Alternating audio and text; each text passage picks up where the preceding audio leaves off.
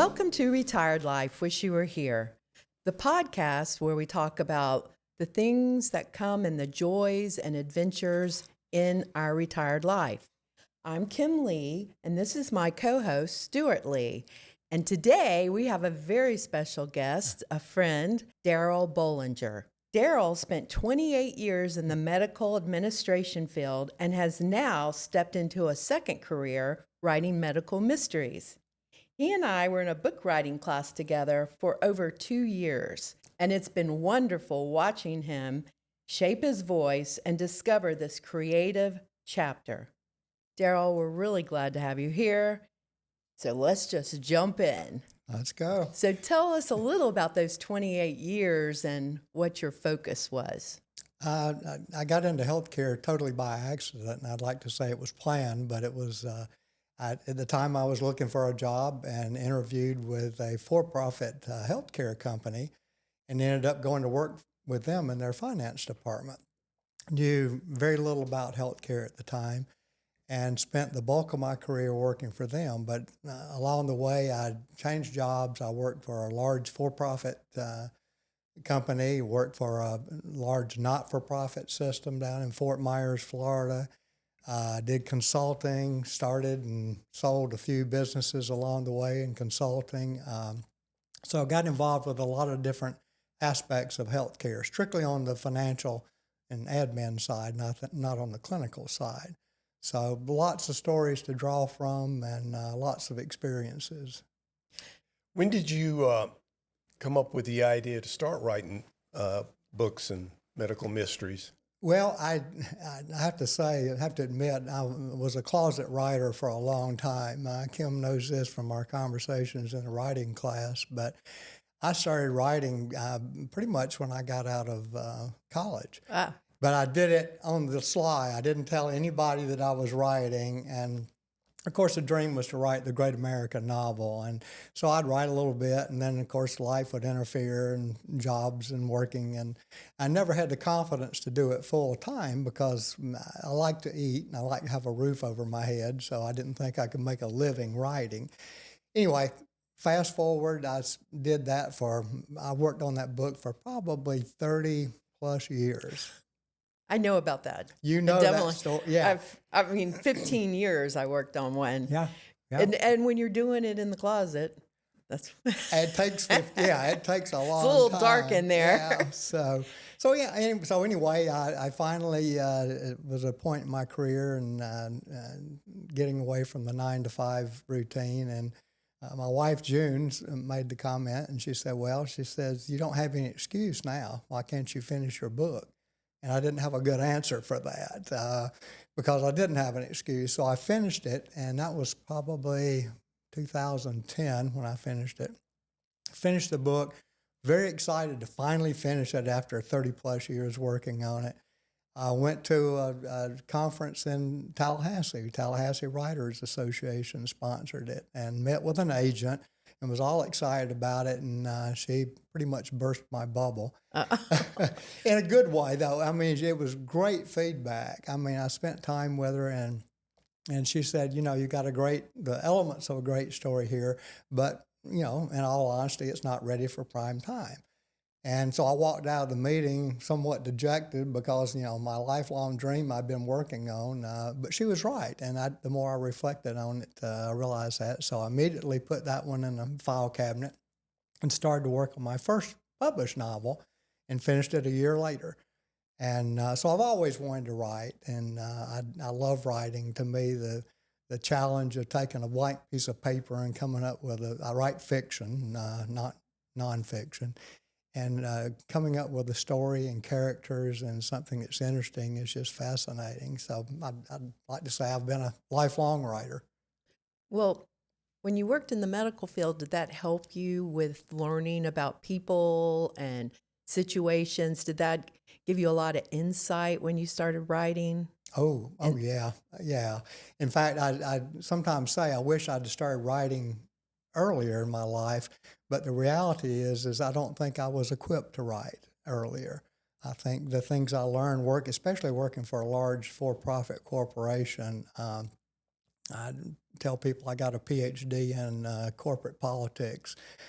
Some good, some bad, but I don't think I'd have had the experience to write, and the number of people and different types of people and situations you run into is just fodder for writing and stories, Yeah. and I couldn't do it otherwise.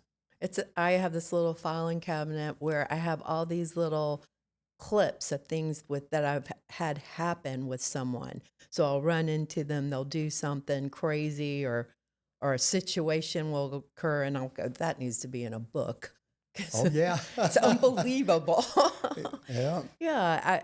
And do you keep a file cabinet like that? I keep folders with people say, "Where do you get your ideas?" And I keep folders with ideas, and I probably at any given time have a dozen folders with ideas for books. And I'll collect, like you say, I'll collect stuff. I'll overhear a conversation in an airport, or I'll, read an article in a magazine, and that goes in this folder. And at some point, it kind of gets to the point where it just kind of, knocks on my head and says, there's a book here, dummy. Get to work on it. And so the folder gets full, and you go to the folder and start pulling it out, and then start writing. Yeah, That's exactly. excellent. Yeah, That's a great idea. Yeah. This is this book, and this will go in there. Oh yeah. So it's fun. But I you're enjoy it. writing from the same genre.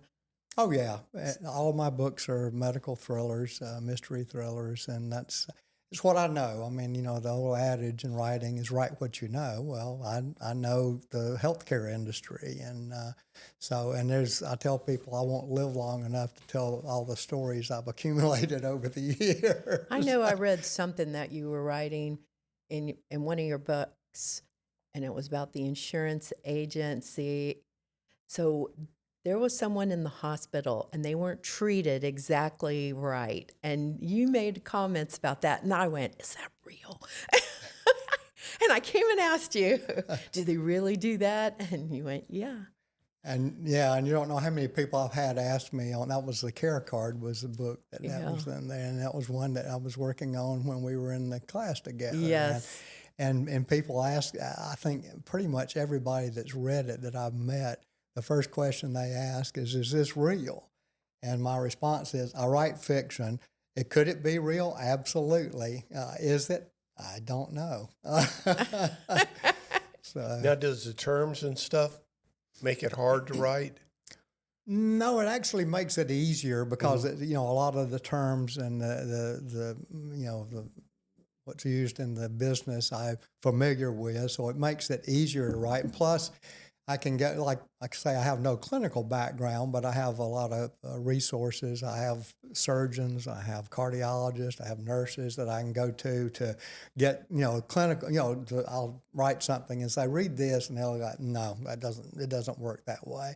And so they give me a way to make it authentic and genuine, which is very helpful. But no, knowing the business and how it works is a huge leg. It'd be hard to write anything about the medical business if you had not actually worked in it. For real. Think. Yeah. That's like the lawyers and the police. Exactly. The people who write those books the best are the ones that have come straight out of it. Yep, exactly.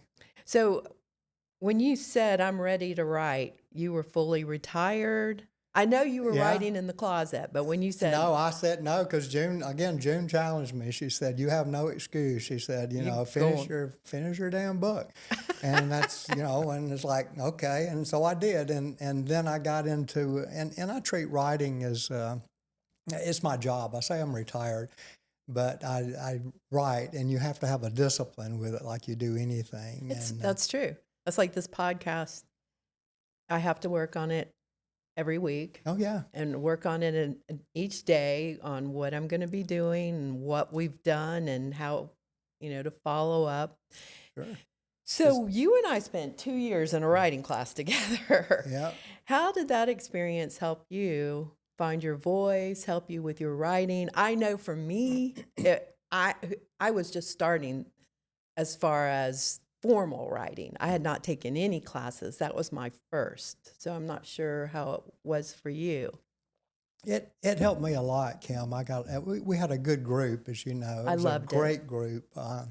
And I've looked for a writing group similar to that since then and have not been able to find one. I just, Me it was either. just magic. It really was. We had just a great group. And we all clicked, and our teacher was Yes. so good. She nailed the parts of the book, the way, Oh, yeah. just so much help. And I've looked for that. I still go and talk to her. Oh, I talk to her on a regular basis. Well, she edited several of my books, and She was a I got a lot sweetheart. out of it, just being able to bounce ideas off the group and point out. Because to me, writing is like anything else. It's a learned skill, and if you ever think you're there, you're not. And I continue to learn each book I write. I hope I get better, and I feel like I get better with each book. And but at the same time, when you keep raising the bar, it makes it harder because it's like, well, okay, I know better than this. I can't, do this. And sometimes you're almost better off. The first one was probably easier because I didn't know what I was doing. Did you, like, when you went into her class, did you just look at some of the stuff and go, oh, I can't do that. That doesn't work anymore. Yeah. Oh, Yeah. exactly. Yep. Yep. So you continue to learn, but that class was, I would say, it was a good group, and I got a lot out of it in terms of the finer points of writing and like you say, developing your voice and learning to trust your own instincts. That was what I got out of it too. Is sometimes I have a tendency to overanalyze things, and you can't.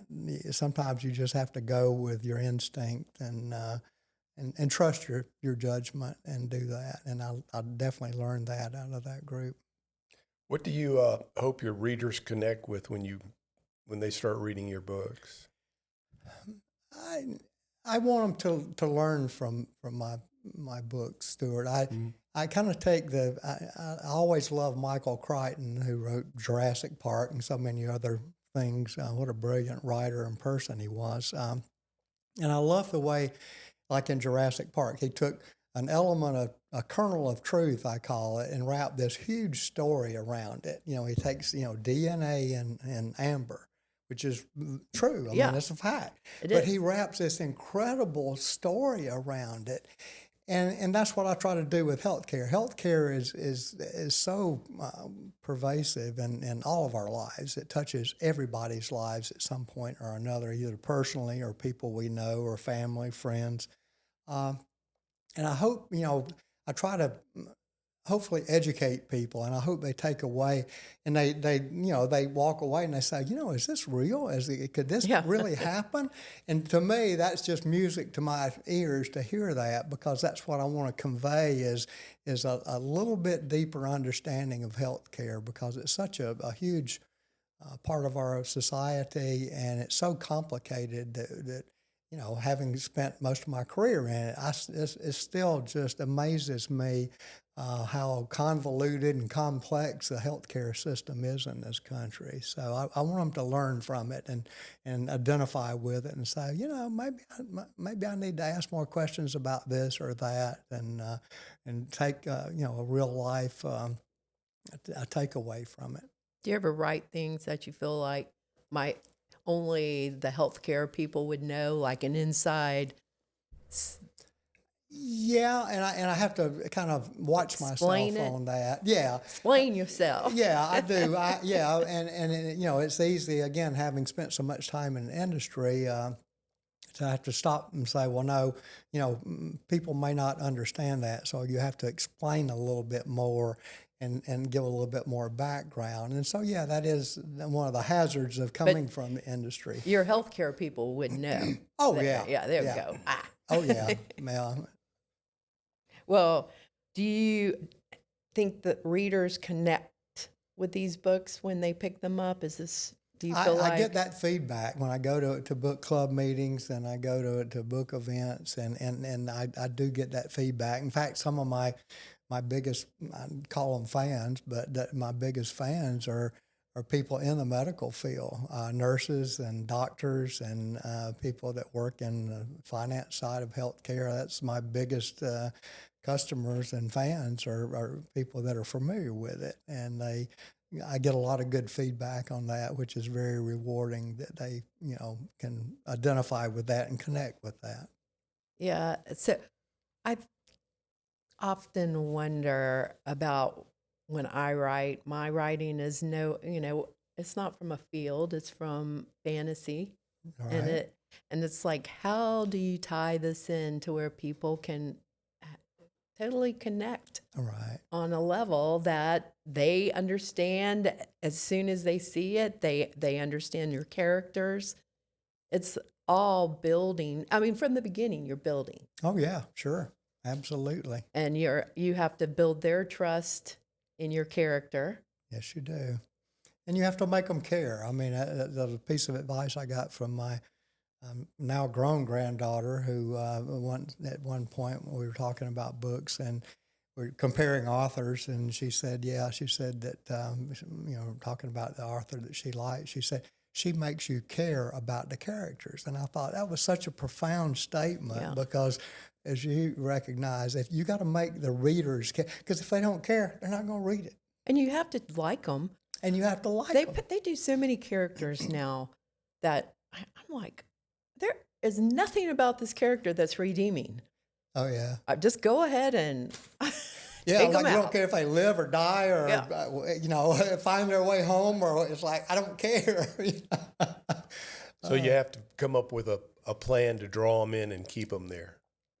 Well, you have to make them real. And that's a good point, Stuart, is that you have to guard against making characters stereotypes, pure stereotypes. And Heather, one of the things that sticks with, she told us, she said, all good characters are not totally good, and all bad characters are not totally bad. And those words ring true as I'm writing, because you have a tendency, if it's the bad guy in the book or movie, to make them, they're the stereotype bad guy. They don't have any good traits at all. And that's not real. I mean, there are people like that, I guess, but for the most part, even bad people have good traits, and even good people have flaws. We all have flaws. So you got to make the character real and genuine, and I think that's the secret to building. That's walking the line too, Oh. because that's where you want to trust your character, your main character, but if they're just so rude and to where you go, what is wrong? I was telling him that the other night. We were watching a movie, and I go, I don't like that character. That's the main character. I don't like him. Yep. A lot of our listeners are retired or approaching retirement. What has stepping into a whole creative path shown you about staying active and fulfilled?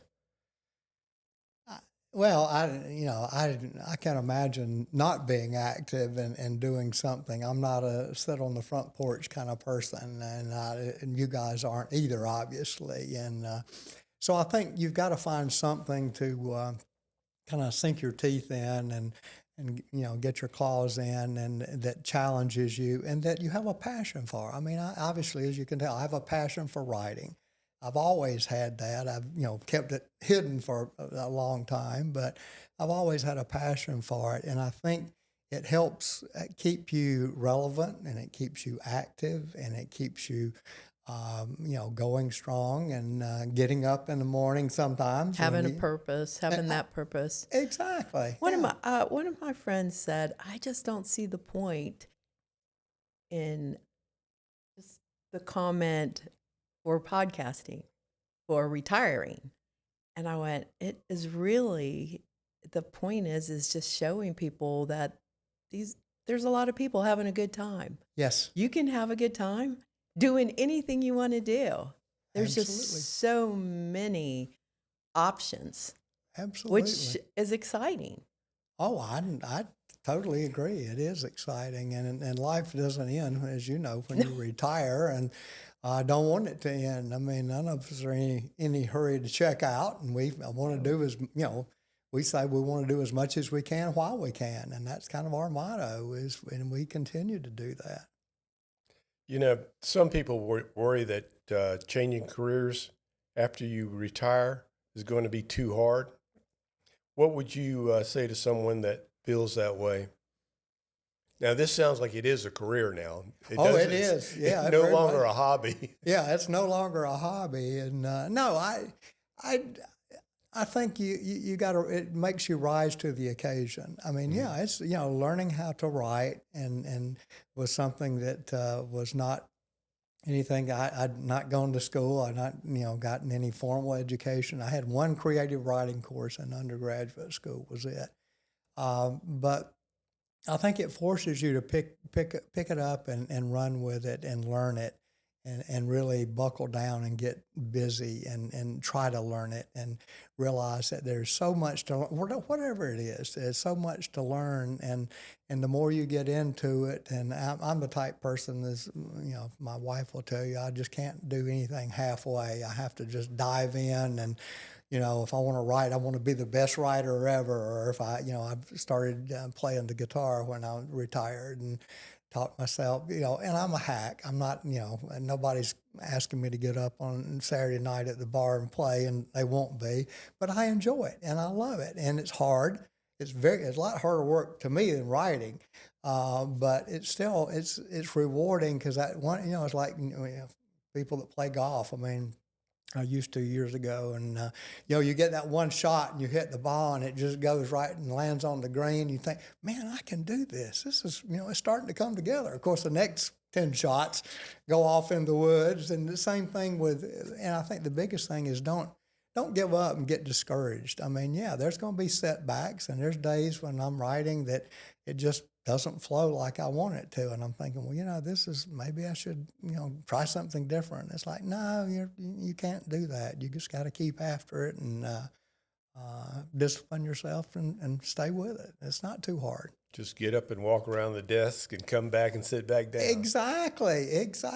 Or get up and go for a walk or something and come back and just say, no, I can do this. I know I can do this, and it's just and you have, like anything, you have good days and bad days, and but that shouldn't discourage you from trying something new. And again, if it's something you want to do and really have a passion for and want to learn, go for it. And what better time to do that when you don't have to worry about, showing up for work on, at a certain time every morning, or having to deal with, young kids. And I mean, all these other things that get, kind of get in the way, quite honestly, to learn. You have no excuses, as Jim told me. You have no excuse. Write your book. And you have so much more life experience at this time.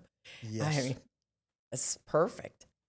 But you were talking about you had not had experience in writing. You had one class in college. And it's kind of funny. I went and took that class with Heather because I felt like I don't know what I'm doing. Yeah. And it was such a shock to see all these other people in there. And it made me feel not better, but I felt like, okay, this was a right move. This is the way to do it, to go. Sure. You need to put time into it. You got to figure out what works when you're writing. Right. And I remember just taking a pen, markers, and highlighting a page. And we were highlighting whether it was talking about the past, it was giving description. And then you go back and you look, and if you have too much of one color, you need to. Oh, yeah. And I still use that. I too. did. Yeah, I still use that. That yeah. is such a good exercise. I would have never thought about that. I know when I'm reading a book, I know when it doesn't work. Right. Yeah. And Yeah. I'll go, oh, this is terrible. They're doing this and this. But for myself writing, it took really getting into the class. Absolutely. Yeah. So Do you find that creative work like writing helps with your overall health and mindset and staying engaged in life?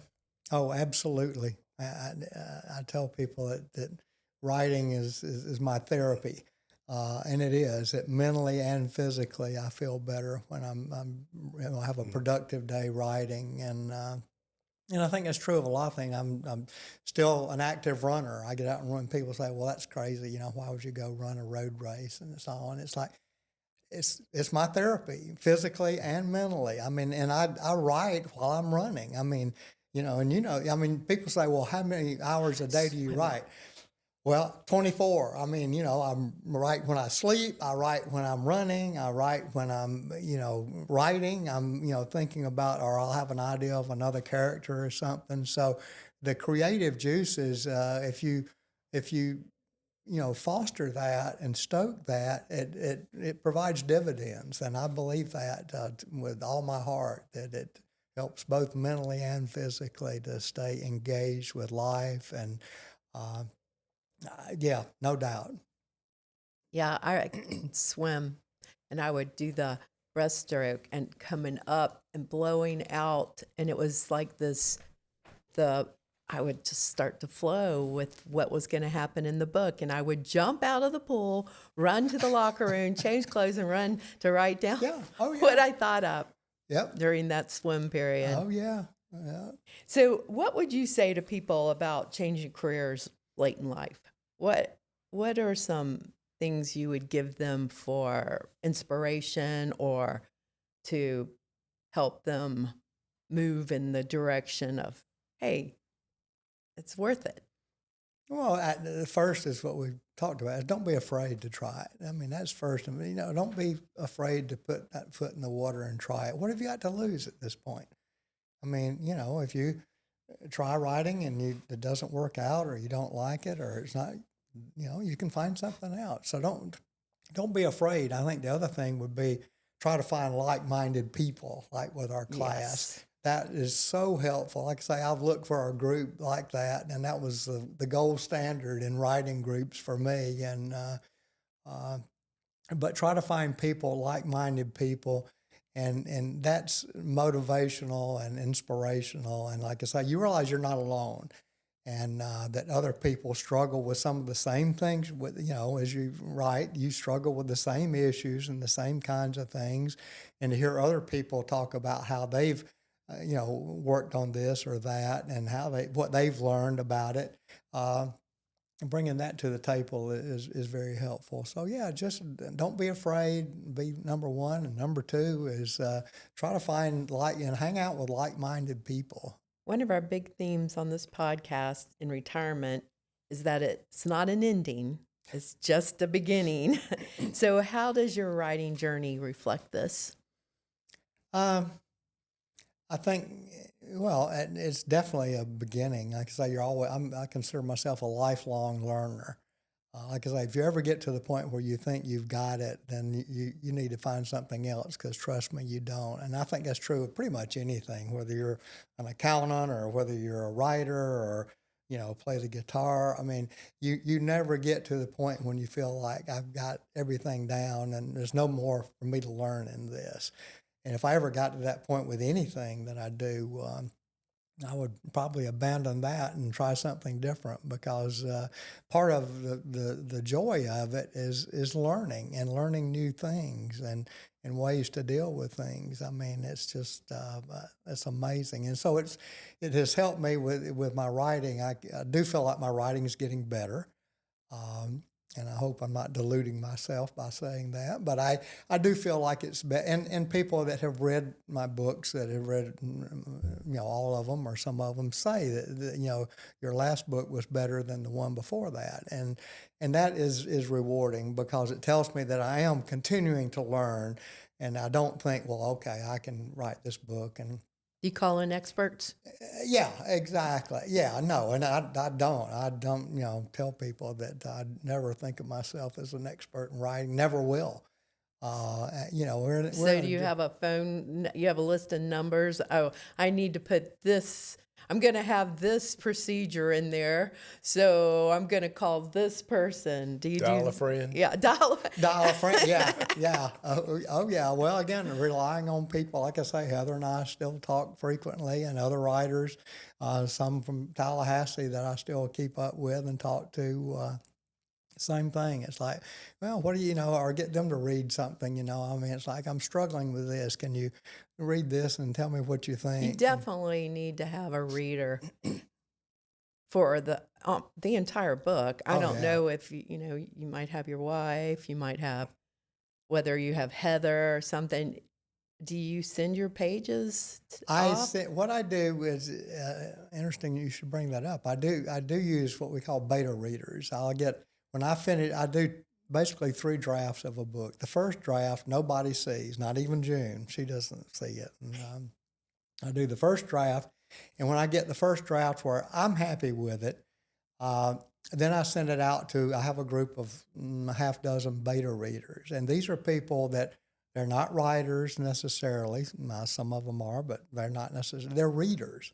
And what I want to get is real world reader feedback on stuff. Yeah. And one of my best beta readers I had ever, may she rest in peace, was a good friend of mine, his mom. She read voraciously. She was in her 90s, and she would read 3 or 4 books a week.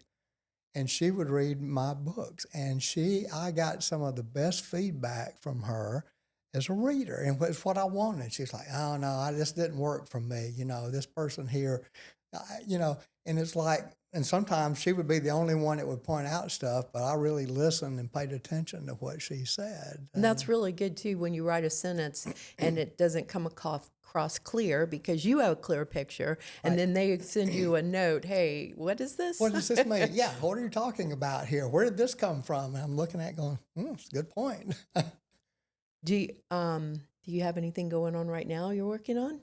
Of course, I'm working on another book. Working on number 9. And it's interesting. June and I were talking about it on the drive over.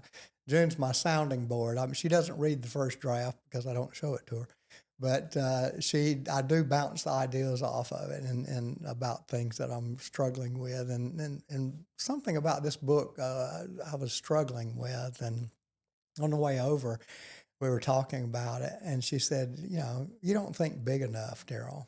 You need to think bigger. And I'm like, okay, and and it's like, and she was right, and we talked about it pretty much the whole trip over about it, and she was right. And so now I've got, I'm like you, I'm ready to go back and sit down at the computer, and because it's like, oh, now I know how I can do this and I can do that, and I it's like kind of recharged there. So it's still exciting. Oh, writing. Absolutely. I remember one time writing a scene where, and this is in a story that actually it came out in the newspaper. It was a 12-week series for kids in education, and I was writing a scene. And my heart started pounding because it was very intense and everything was moving very fast. And I felt my whole body shifting with it. Absolutely. I've shed tears when I killed off a character in the story. I really have. I admit that. I know. Because it's personal. I mean, I tell people that by the end of the book, at least I feel like I'm a scribe. I'm not really the writer of the story. The characters are telling the story, and I'm just writing down what they're telling me to write. And so, yeah, I've actually just, literally just sat there at my computer in tears. It's like, sounds weird, but these people are real to me, and that's what I want them to feel like to the reader, that they're that real, that, you would identify with that person and connect with that person. Do you feel like, so there is a book out right now. One of my friends called me and told me about it. And it's where the characters are all in this library and they're coming after the authors. Oh, really? So we're not finishing. And she goes, you might want to think about this. I go, yeah, because I've got some deadly characters out there that need to be finished. That's pretty funny. I know. I mean, that somebody wrote a book about, hey, finish your characters. Oh, yeah. Yeah. So where can people find your books and follow along with your journey? They're available through any independent bookstore. They're also available in ebook format on Barnes & Noble and Amazon Kindle. They're also available in print through Amazon as well. My favorite recommendations, which I got to say this, is my favorite bookstore in Waynesville, North Carolina, Blue Ridge Books. I'll give them a plug. They stock all of my books, and always have. They've been great to me as a a writer, and I always, that's the first place I tell people if they want to buy my book, and go to Blue Ridge Books. They have them all, and they've been really good with not just me, but other writers in the area and supporting local writers. And so I'm a big believer in supporting independent bookstores. So we'll get all of your information. We'll put it in the show notes that follow underneath, like on YouTube. And so our followers and subscribers can look down and see where they can find you. Go to your sites, go to your website. Yeah, website has information on all the books, and I try to keep it. It's not as updated as I would like, but I keep it fairly well updated. But that's good. I'm really bad with websites. Well, Darryl, thank you for sharing your story with us today. You are really a good example of somebody taking retirement and making the most of it with, an exciting career. And taking what you knew all your life, or 29 years of your life, and doing something with it. Oh, well, and really, the books are good. Oh, well, thank you. I read a lot. I read 2 or 3 books a week. And that's how I go to sleep at night, or not go to sleep at night. Because sometimes, you got a good book. I can't put it down. I know the feeling. But we really appreciate you coming on here and talking to Stuart and I, and to all of our listeners following that just need that little nudge, that are sitting there on a good story with great characters. Don't leave them in the basement. Nope, don't be afraid to take that step. And I tell people, get it, right. People say, well, I can't write. And it's like, how do you know? Yeah. Try it. Or you talk to all these people, I'm going to write a book. There's so many people. Oh, yeah. Yeah. Well, I'm going to Kindle because I need a new book. Stuart. Well, they're available. I'm going to get one of your books now after talking with you today. Well, great. I would appreciate that. And thank you for having me here. Enjoyed seeing you and catching up with you again, and enjoyed this. And I hope inspires somebody that is retiring and or either has retired that, step out and do something different. I mean, now's the best chance in the world. Best time of your life. Exactly, it is. So, Retired Life merch alert.